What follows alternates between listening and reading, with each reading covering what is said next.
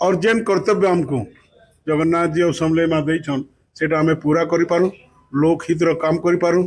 और मी आयबा नुआखाईर एडवांस रे हमर संबलपुरिया भाई मान को बधाई दौछे। आज हमर संगे मी ताकर संगे आइथिनि हमर छत्तीसगढ़ राज्यपाल महोदय रमन डेका जी तांको मु संबलपुर पश्चिम ओडिशा रे स्वागत करुछे, अभिनंदन करुछे। आज आम असम हमर आश्रम के आइलु इन भी दर्शन करूँ।